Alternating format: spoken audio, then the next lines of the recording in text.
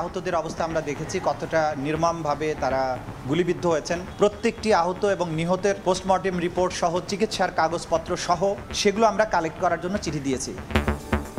মানসিক যন্ত্রণায় ভুগছেন গুম নির্যাতনের শিকার ব্যক্তিরা। আন্দোলনের 23 দিনে চিকিৎসা নিয়েছেন 2000, বেশিরভাগই শিশু কিশোর। আমার বাবাকে ওরা গুম করেনি, ওরা আমাদের মানসিকভাবে বিকারগ্রস্ত করে দিয়েছে। আমি কোনোদিন দেখিনি ওর মেয়েটা একটু আসতে। রাত 1টা পর্যন্ত ডিবি অফিসে তাকে বিভিন্নভাবে টর্চার করা হয়েছিল। এই যন্ত্রণা ভোলার মতন না। অ্যাকিউট স্ট্রেস ডিসঅর্ডারে, তারপরে 1 মাস পরে পোস্ট ট্রমাটিক স্ট্রেস ডিসঅর্ডার, 2 মাস আমাদের পুরো ঢাকার পপুলেশন ভুগেছে।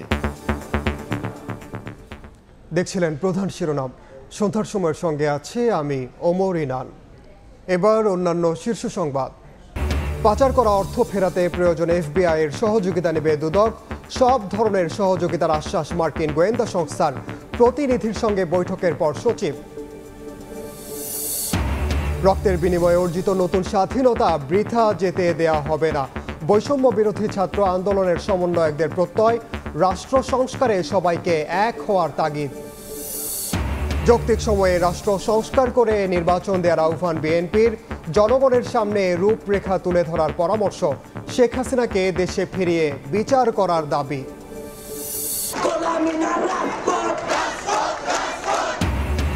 দাবি মেনে নেয় সড়ক অবরোধ প্রত্যাহার। তেজগাঁও পলিটেকনিক শিক্ষার্থীদের দিনভর যানজটে চরম ভোগান্তি। পাসপোর্ট ফেরতের দাবিতে গুলশানে ইতালি গমনোচ্ছুদের বিক্ষোভ।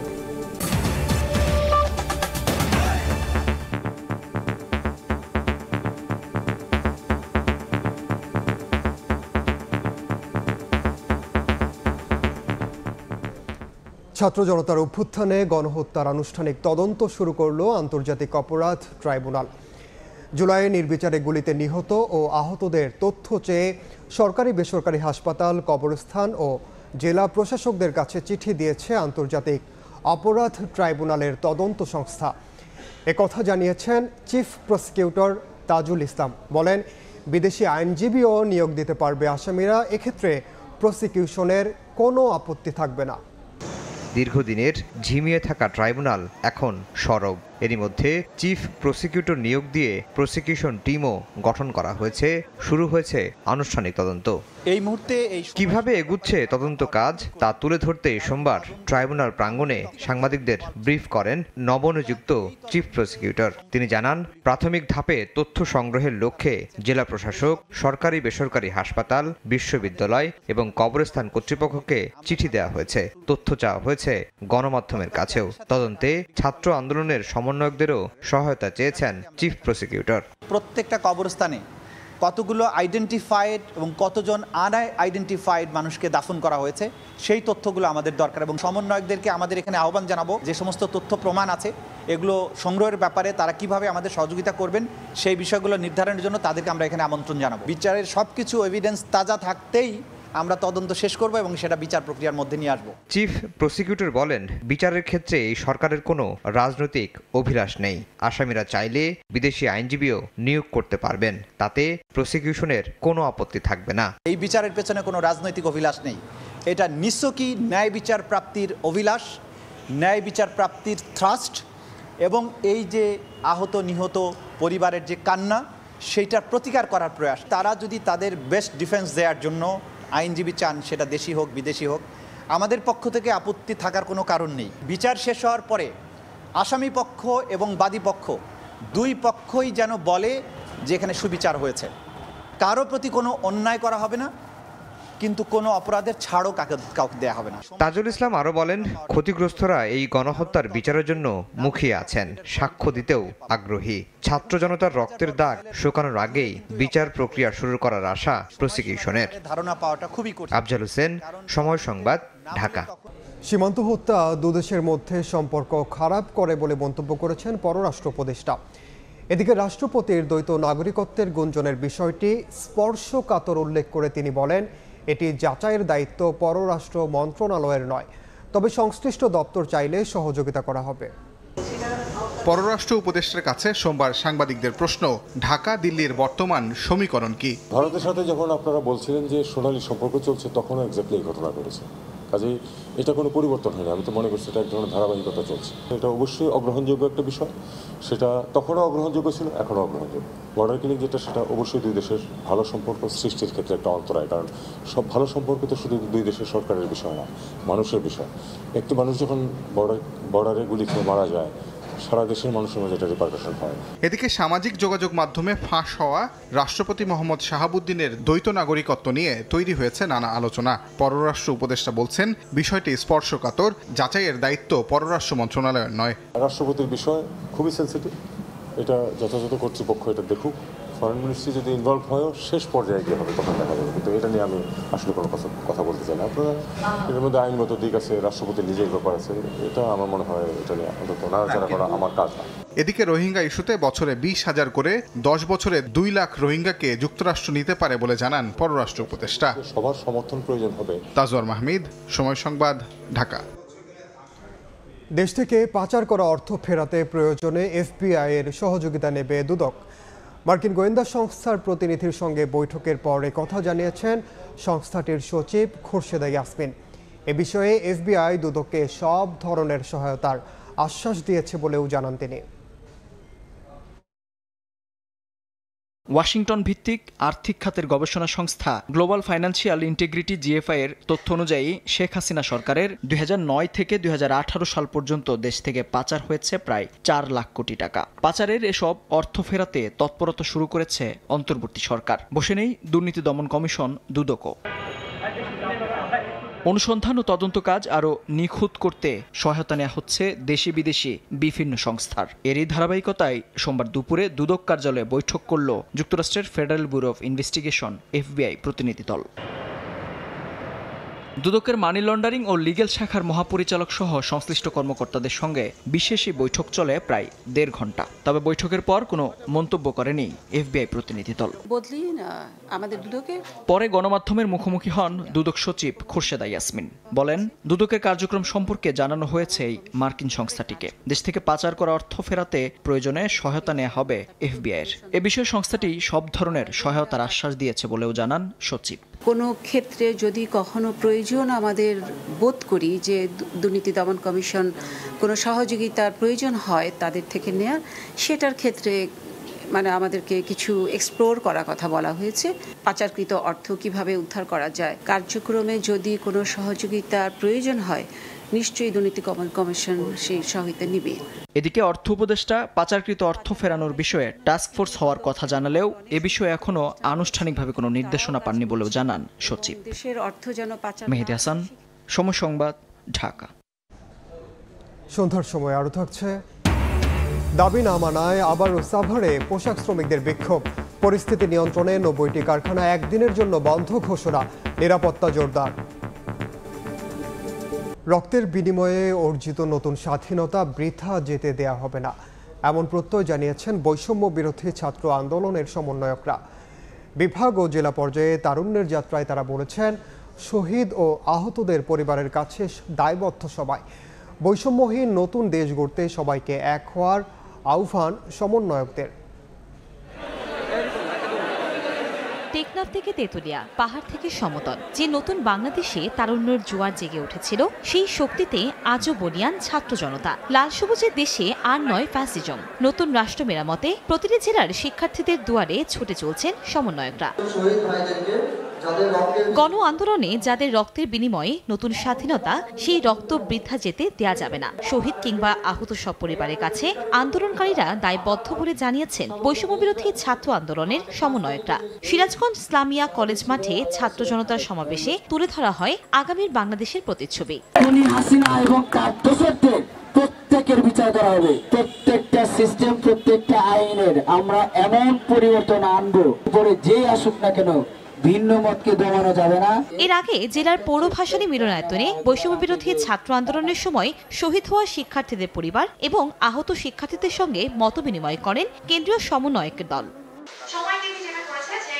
ছাত্র জনতার গণ অভ্যুত্থান কোনখানে নতুন বাংলাদেশ হবে বৈষম্যহীন, কারো কোনো অন্যায় সহ্য করা হবে না জানিয়ে সব ষড়যন্ত্র মোকাবেলায় এক থাকারও আহ্বান জানানো হয় বৈষম্যবিরোধী ছাত্র আন্দোলনে সমন্বয়কদের পক্ষ থেকে। এমনকি নিজের হাতে আইন না তুলে সন্ত্রাসীদের আইন শৃঙ্খলা রক্ষা বাহিনীর কাছে সোপর্দ করারও আহ্বান জানানো হয়। বিকেলে বরিশাল শিল্পকলা একাডেমি মিলনায়তনে বিভিন্ন কলেজ শিক্ষা প্রতিষ্ঠানের ছাত্রদের সাথে মতবিনিময়ে এই কথা বলেন সমন্বয়করা।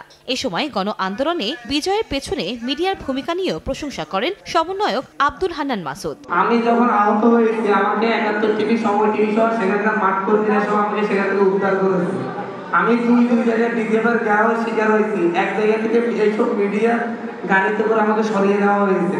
এর আগে দুপুরে বরিশাল বিশ্ববিদ্যালয়ে জীবনানন্দ অডিটোরিয়ামে মতবিনিময় করা হয়। এ সময় তারা জানান, ফ্যাসিবাদী সরকার পালালেও তার সহযোগীরা এখনো আছে, তাই রাষ্ট্র পুনর্গঠনে সবাইকে ঐক্যবদ্ধ হয়ে কাজ করার তাগিদ দেওয়া হয়। নতুন বাংলাদেশ বিনির্মাণে জনসাধারণের মতামতকে প্রাধান্য দেওয়া হচ্ছে বলে জানান গাইবান্ধার সংবাদ সম্মেলনে তরুণ নেতারা। এছাড়াও জেলার স্বাধীনতা চত্বরে ছাত্র জনতার মুখোমুখি হয়ে বিভিন্ন দিক নির্দেশনা দেওয়া হয়। সুনামগঞ্জেও বৈষম্যবিরোধী ছাত্র আন্দোলনের সঙ্গে কেন্দ্রীয় কমিটির মতবিনিময় সভা অনুষ্ঠিত হয়। নতুন রাষ্ট্রে চক্রান্তকারীদের ঠাঁই হবে না বলে হুঁশিয়ারি দেওয়া হয়। কনক আজাদ, সময় সংবাদ। যৌক্তিক সময়ে সংস্কার করে নির্বাচন দিতে আবারও অন্তর্বর্তী সরকারের প্রতি আহ্বান জানিয়েছেন বিএনপি মহাসচিব মির্জা ফখরুল ইসলাম আলমগীর। তিনি বলেন, বর্তমান সরকারের উচিত সংস্কারের রূপরেখা জনগণের সামনে প্রকাশ করা। ভারত এই অঞ্চলে প্রভুত্ব চায় বলেও অভিযোগ করেন বিএনপি মহাসচিব। ৪৬তম প্রতিষ্ঠাবার্ষিকী উপলক্ষে সোমবার সকালে বিএনপি প্রতিষ্ঠাতা জিয়াউর রহমানের সমাধিতে শ্রদ্ধা জানাতে আসেন মহিলা দলের নেতাকর্মীরা। এ সময় স্থায়ী কমিটির সদস্য ডাক্তার এ জাহিদ হোসেন ও সিনিয়র নেতাদের সঙ্গে নিয়ে বিএনপি প্রতিষ্ঠাতা জিয়াউর রহমানের সমাধিতে ফুল দিয়ে শ্রদ্ধা জানান দলের মহাসচিব মির্জা ফখরুল ইসলাম আলমগীর। যৌক্তিক সময়ের মধ্যে রাষ্ট্র সংস্কার শেষ করে ত্রয়োদশ জাতীয় সংসদ নির্বাচন দিতে অন্তর্বর্তী সরকারের প্রতি আহ্বান জানান তিনি। সংস্কারগুলো ঘোষণা করে যেটা তারা করতে চান সেগুলো জনগণের সামনে তুলে ধরা এবং সেটার সময় নির্ধারণ করা, যাতে করে সুনির্দিষ্ট একটা যৌক্তিক সময়ের মধ্যে নির্বাচন হতে পারে। বাংলাদেশ সহ এই অঞ্চলে ভারত প্রভুত্ব কায়েম করতে চায় বলেও অভিযোগ করেন বিএনপি মহাসচিব। শুধু বাংলাদেশ নয়, পার্শ্ববর্তী দেশগুলোর সঙ্গেও ভারত সবসময় একটা প্রভুত্ব একটা রাজনীতি তারা এই দেশগুলোর সঙ্গে পার্শ্ববর্তী দেশগুলোর সঙ্গে করেছে। এদিকে বিকেলে বিএনপি চেয়ারপারসনের গুলশান কার্যালয়ে যুগপৎ আন্দোলন শরিক তিনটি দলের সঙ্গে বৈঠক করেন দলটির সিনিয়র নেতারা। পরে বিএনপির স্থায়ী কমিটির সদস্য আমির খসরু মাহমুদ চৌধুরী বলেন, মৌলিক সংস্কারের মাধ্যমে নির্বাচন প্রক্রিয়া এগিয়ে নিতে হবে। অন্তর্বর্তী সরকারকে আবারও সব ধরনের সহায়তা দেওয়ার আশ্বাস দেন তিনি। মৌলিক যে সংস্কারের মাধ্যমে প্রতিষ্ঠানগুলোকে তার সঠিক জায়গায় নিয়ে যাওয়ার জন্য আমরা সরকারকে সার্বিক সহযোগিতা করছি। সুতরাং যত তাড়াতাড়ি সম্ভব আমরা সবগুলো সংস্কার, এই মৌলিক সংস্কারগুলো সাধন করে আমাদের নির্বাচনী প্রক্রিয়ার মাধ্যমে আগামী দিনে মানুষ যে কারণে ভোট দেওয়ার জন্য জীবন দিয়েছে, প্রাণ দিয়েছে, যে আমরা নির্বাচনী প্রক্রিয়ার দিকে এগিয়ে যেতে পারবো বলে আমরা বিশ্বাস করি। বাংলাদেশের সঙ্গে সব দেশের সরকার প্রধানের সুসম্পর্ক বজায় রাখতে হবে বলেও জানান বিএনপি নেতারা। এটা নতুন কিছু না, রাষ্ট্র সংস্কার মেরামতের বিষয়টা। ধ্রুব ব্যানার্জি, সময় সংবাদ, ঢাকা। অন্তর্বর্তী সরকারের প্রধান উপদেষ্টা ডক্টর মোহাম্মদ ইউনূসের সঙ্গে সৌজন্য সাক্ষাৎ করেছেন বাংলাদেশে নিযুক্ত ভ্যাটিকানের রাষ্ট্রদূত কেভিন এস রেন্ডেল। সোমবার রাষ্ট্রীয় অতিথি ভবন যমুনায় সৌজন্য সাক্ষাতের পর গণমাধ্যমে প্রধান উপদেষ্টার প্রেস উইং থেকে গণমাধ্যমে ব্রিফ করা হয়। প্রধান উপদেষ্টা ও ভ্যাটিকানের রাষ্ট্রদূত বাংলাদেশের ধর্মীয় সংখ্যালঘু, আন্তঃধর্মীয় সংলাপ, রোহিঙ্গাদের মানবিক সহায়তা এবং নিউ ইয়র্কে অনুষ্ঠেয় জাতিসংঘের সাধারণ পরিষদের আসন্ন অধিবেশনের বিষয়ে আলোচনা করেন। ভ্যাটিকান রাষ্ট্রদূত বলেন, ভ্যাটিকান সিটির আন্তঃধর্মীয় সংলাপ বিভাগের প্রতিনিধি দল এবং বাংলাদেশের ইসলামী স্কলারদের মধ্যে সংলাপ আয়োজনের প্রস্তাব দেন। অন্তর্বর্তী সরকার রাষ্ট্রের গুরুত্বপূর্ণ সংস্কার করছে উল্লেখ করে ডক্টর ইউনূস ভ্যাটিকানের দূতকে বলেন, রোহিঙ্গাদের মানবিক সহায়তার জন্য ভ্যাটিকানের সহায়তা কামনা করেন। দাবি মেনে নেয় অবরোধ প্রত্যাহার করেছেন ঢাকার পলিটেকনিক শিক্ষার্থীরা। 6 ঘন্টা পর স্বাভাবিক হয়েছে মহাখালী মগবাজার রুটের যান চলাচল। সকাল থেকে শিক্ষার্থীরা 7 রাস্তা মোড়ে অবস্থান নেয়। তীব্র যানজটে চরম ভোগান্তিতে পড়েন নগরবাসী। দেশের পলিটেকনিক ইনস্টিটিউটগুলোতে টেকনিক্যাল জনবল নিয়োগ, সরকারি প্রতিষ্ঠানে উচ্চশিক্ষা গ্রহণের সুযোগ সৃষ্টি ও একাডেমিক সংস্কার সহ 6 দফা দাবিতে তেজগাঁও 7 রাস্তা অবরোধ করে কয়েকটি পলিটেকনিক ইনস্টিটিউটের শিক্ষার্থীরা। সোমবার সকাল 11টা থেকে ব্যানার ফেস্টুন হাতে শিল্পাঞ্চল এলাকায় অবস্থান নেন তারা। বলেন, পলিটেকনিক শিক্ষা ব্যবস্থা সংস্কারের জন্যই তাদের আন্দোলন। আমাদের যে কারিগরি বোর্ডে নন টেকনিক্যাল ব্যক্তি বেশি। 6 মাসের সেমিস্টারগুলো আমাদের 4 মাসে শেষ করে দিয়ে 4 মাস 3 মাসে শেষ করে দিচ্ছে। আমরা সম্পূর্ণভাবে 6 মাসে বই শেষ করতে পারছি না। জেনারেল থেকে আসছে, তারা ফিজিক্স, কেমিস্ট্রি, ম্যাথ সম্পর্কে জানে, কিন্তু তারা আমাদের বিল্ডিং কিভাবে ডিজাইন করতে হয়, কিভাবে বিল্ডিং তৈরি করতে হয়, এই ব্যাপারটা কিন্তু তারা জানে না। এ সময় মহাখালী মগবাজার রুটের 2 মাথায় বাঁশ দিয়ে ব্যারিকেড দেন শিক্ষার্থীরা। এতে বন্ধ হয়ে যায় ব্যস্ত এই সড়কের যান চলাচল। বিভিন্ন সড়কে তৈরি হয় যানজট, ভোগান্তিতে পড়েন সাধারণ মানুষ। এই 1 ঘন্টা ধরে এখানেই বসে আছি, মালটা ডেলিভারি দিতে হবে, আমার খুব আর্জেন্ট। গরমে কষ্টে আছি, খাওয়া দাওয়া কষ্টে আছি, বাচ্চা ঘর লইয়ে তো কষ্টে আছি। এই খালি রেলগেট থেকে পৌঁছে আইছি, এটুকু 2.5 ঘন্টা আর যাই দিয়ে পারি না, পুরো ব্লক। সন্ধ্যা 6টার দিকে শিক্ষার্থীদের সঙ্গে দেখা করতে আসেন শিক্ষা মন্ত্রণালয়ের মাদ্রাসা ও কারিগরি বিভাগের সচিব। এ সময় তিনি শিক্ষার্থীদের 6 দফা দাবি মেনে নেওয়ার আশ্বাস দিয়ে ক্লাসে ফেরার অনুরোধ জানান। মাননীয় উপদেষ্টা নীতিগতভাবে একমত হয়েছেন এই দাবি দেওয়া মানার ব্যাপারে। আমি অনুরোধ করব সবাইকে ক্লাসে ফিরে যাওয়ার জন্য আগামীকালকে থেকে। এই আশ্বাসের পরিপ্রেক্ষিতে সড়ক থেকে সরে যায় শিক্ষার্থীরা। টানা 6 ঘন্টা পর স্বাভাবিক হয় এই যান চলাচল। তানভীর হাসান মেঘ, সময় সংবাদ, ঢাকা। ভিসাসহ পাসপোর্ট দ্রুত ফেরত পাওয়ার দাবিতে গুলশানে গণ অবস্থান কর্মসূচি পালন করেছেন ইতালি গমনোচ্ছুরা। সকালে গুলশানের শাহাবুদ্দিন পার্কে অবস্থান নেন ভুক্তভোগীরা। কাগজপত্র ঠিক থাকার পরও কেন পাসপোর্ট আটকে রাখা হচ্ছে, এমন প্রশ্ন তাদের। এদিকে সমস্যা সমাধানে সময় চেয়েছে ইতালি দূতাবাস। আগামী জানুয়ারির মধ্যে ওয়ার্ক ভিসা দেওয়ার আশ্বাস তাদের। ইউরোপের উন্নত দেশ ইতালি যাওয়ার স্বপ্নে বিভোর দেশের হাজারো তরুণ যুবক। স্বপ্ন পূরণে ভিএফএস গ্লোবালের মাধ্যমে জমা দেন পাসপোর্ট, কিন্তু লম্বা সময় পার হওয়ার পরও ভিসা সহ পাসপোর্ট ফেরত না পাওয়ায় ক্ষুব্ধ অনেকে। সোমবার দ্রুত ভিসা সহ পাসপোর্ট ফেরত পাওয়ার দাবিতে গুলশানে গণ অবস্থান কর্মসূচি পালন করেন ভুক্তভোগীরা। ভিসা জমা করি ইতালি এম্বাসিতে ভিএফএস গ্লোবালসের মাধ্যমে, কিন্তু আজকে 1.5 বছর যাবত আমাদের পাসপোর্ট ফেরত দিচ্ছে না, ভিসাও দিচ্ছে না। 5 মাস চলতেছে, এখনো আমার কোনো খবর দিচ্ছে না। আমি আমার ফ্যামিলি লিয়া খুবই অসহায়ের মধ্যে আছি। আমাদেরকে ভিসা সহ পাসপোর্ট দেন, আমরা এই দেশে রেমিটেন্স পাঠাতে চাই। ওয়ার্ক পারমিট থেকে শুরু করে ডকুমেন্টস ঠিক থাকার পরেও কেন ভিসা দেওয়া হচ্ছে না, প্রশ্ন তাদের। এই 10 মাস ওয়েট করা, কারণ আমি জব ছেড়ে বা একটা আশা নিয়ে বসে আছি, বাট কোনো কাজ হচ্ছে না। পাসপোর্ট কেন আটকা রাখবে একটা এম্বাসি? পাসপোর্ট আটকা রাখছিল, এবং আমাদের যে ওয়ার্ক পারমিট যেটাকে নলেজটা বলা হয়, এটা তো আমাদের অরিজিনালি আসছে। গণ অবস্থানের এক পর্যায়ে ভুক্তভোগীরা শাহাবুদ্দিন পার্ক থেকে বেরিয়ে ইতালি দূতাবাসের দিকে যাওয়ার চেষ্টা করলে আইন শৃঙ্খলা রক্ষা বাহিনী বাধা দেয়। পরে ভুক্তভোগীদের একটি দল ইতালি দূতাবাস থেকে ফিরে জানান, ওয়ার্ক ভিসা ছাড়া ভিএফএস গ্লোবাল কোনো ভিসা আবেদন জমা নেবে না। সমস্যার সমাধানে সময় চেয়েছে ইতালি দূতাবাস। জানুয়ারি মাসের কথা উল্লেখ করে বলে দেওয়ার পরে তারা বলেছে 3টা গ্লোবালে আমরা আপ্রাণ বেস্ট চেষ্টা করব, কথা দিলাম। 3টা ঢাকা, চিটাগাং এন্ড সিলেট মিলে আপনাদের শুধু ওয়ার্ক ভিসা 100টা ডেলিভারি দিব। বাংলাদেশ প্রবাসী উন্নয়ন সমিতি বলছে, ইতালি গমনোচ্ছু লক্ষাধিক বাংলাদেশি নাগরিকের পাসপোর্ট আটকে আছে দেশটির দূতাবাসে। আবেদনের 1 বছর বা তার বেশি সময় পরেও ভিসা না পাওয়ায় তারা দেশে কোনো কাজ করতে পারছেন না। তাই বিষয়টি দ্রুত সমাধানে অন্তর্বর্তী সরকার প্রধানের দৃষ্টি আকর্ষণ করেন তারা। আল কাসির, সময় সংবাদ, ঢাকা। দাবি মেনে না নেওয়ায় সাভারে বিক্ষোভ করেছেন পোশাক শ্রমিকরা। পরিস্থিতি নিয়ন্ত্রণে 90টি পোশাক কারখানা বন্ধ ঘোষণা করেছে কর্তৃপক্ষ। পুলিশ জানায়, সকালে ডিইপিজেডের পুরাতন জোনের প্রধান ফটকের সামনে অবস্থান নিয়ে বিক্ষোভ করেন লেনি ফ্যাশন পোশাক কারখানার সাবেক শ্রমিকরা। বকেয়া পাওনার দাবিতে বিক্ষোভ করেন তারা। শ্রমিকদের অভিযোগ, 4 বছর আগে কারখানাটি বন্ধ করে দিলেও এখনও বুঝিয়ে দেওয়া হয়নি তাদের পাওনা। পাওনা বুঝিয়ে দিতে কার্যক্রম শুরু না হওয়া পর্যন্ত আন্দোলন চালিয়ে যাওয়ার ঘোষণা দেন তারা। শ্রমিক বিক্ষোভের মুখে অন্তত 90টি কারখানায় বন্ধের নোটিশটা নিয়ে দেয় কর্তৃপক্ষ। শিল্পাঞ্চলে পরিস্থিতি নিয়ন্ত্রণে পুলিশ ও বিজিবির পাশাপাশি সেনাবাহিনী মোতায়েন রয়েছে।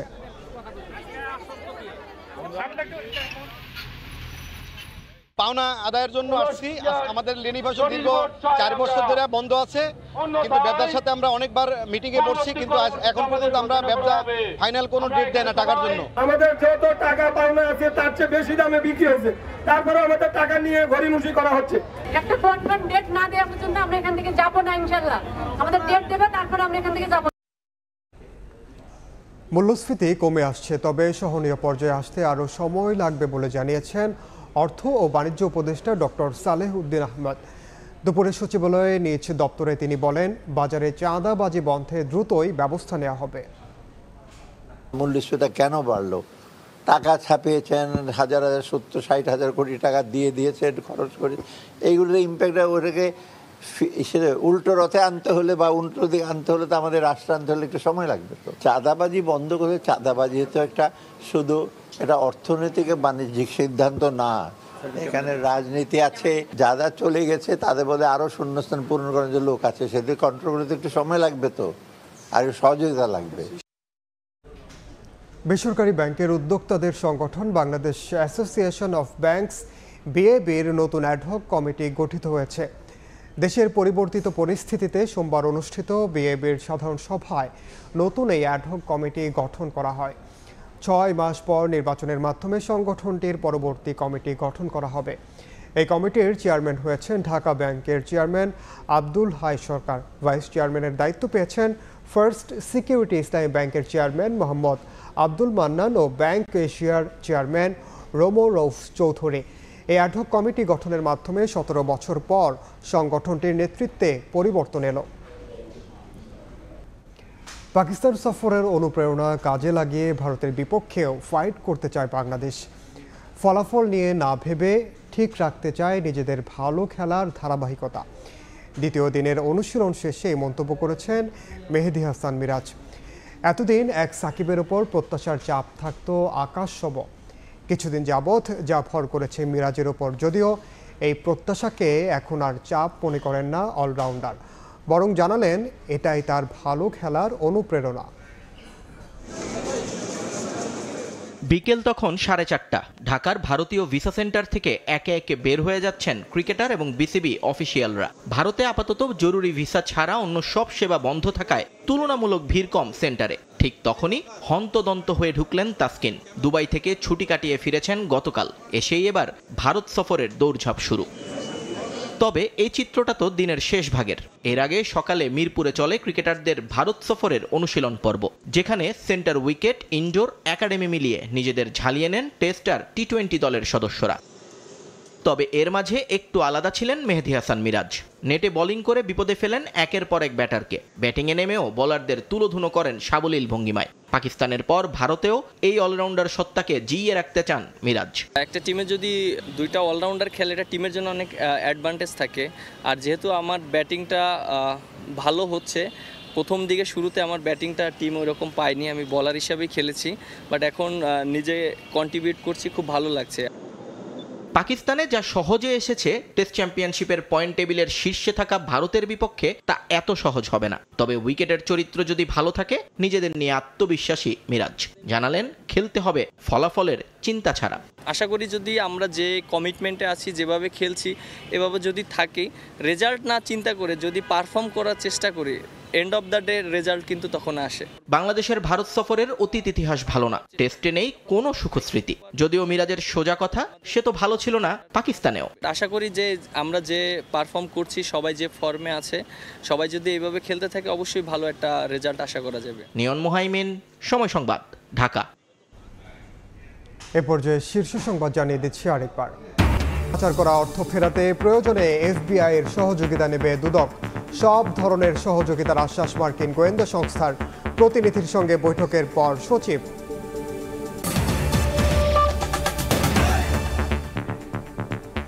এ ছিল সন্ধ্যার সময়ে, সঙ্গে থাকুন সময়ে।